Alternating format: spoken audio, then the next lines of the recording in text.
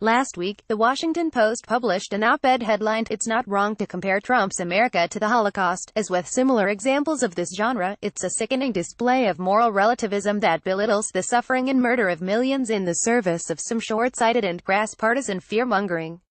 Elsewhere, Politico published an opinion piece headlined, "Putin's attack on the U.S. is our Pearl Harbor," which demeaned the sacrifice of American service members by likening a military attack on American soil that brought us into the bloodiest war mankind has ever experienced to fishing. On MSNBC, where illiterate histrionic analogies litter coverage every day, a contributor compared President Donald Trump's meeting in Helsinki with Russian President Vladimir Putin to Pearl Harbor and Kristallnacht, just to be safe. Social media are teeming with similar hyperbole, treason, traitor, etc., and not just from anonymous trolls. It's difficult to accept that people with working brains actually believe this rhetoric, and they certainly don't act like it. But if well-heeled pundits keep telling everyone the Fourth Reich is imminent before retiring to their townhouses in D.C. every night, some people may actually start believing them. And if phishing and hacking are truly comparable to Pearl Harbor or Kristallnacht or the Holocaust, there's really no reason those accepting these analogies shouldn't also support military reprisals abroad and a coup at home.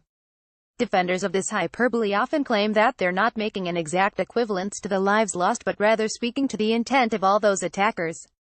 All such attacks, they say, are intended to destabilize our democracy. Well, yes. But one aspect of similarity doesn't make the events comparable. It would be like saying Iran spying on the United States, spying that resulted in our military technologies being sold to China, was comparable to 9/11 because both sets of attackers intended to harm our democracy. If this were so, it would be treasonous to make peace with these nations and completely rational to wage war. Surely, we can find less feverish analogies.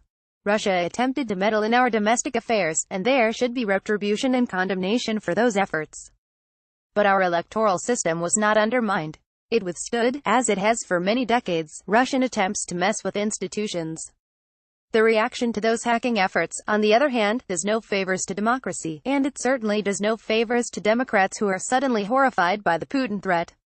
You may remember how liberals lectured Americans after 9/11 about appropriate ways to deal with terrorists. For the most part, it amounted to saying, "Don't kill them." That's exactly what they want. Well, it's certain that this is what Putin wants. Few things destabilize democracy more than imbuing a foreign strongman from a second-rate power with the imaginary capability of deciding our elections. Nor is Trump's ham-fisted, misguided, and transparent Putin coddling tantamount to sedition. For a number of reasons, including an inability or refusal to make any distinction between Russian meddling and attacks on the legitimacy of his election, a trait shared by many of Trump's detractors, the president is a fan of Putin's. Even though his administration has been tougher on Russia in many respects than the previous ones, there's no way around the fact that the president admires strongmen.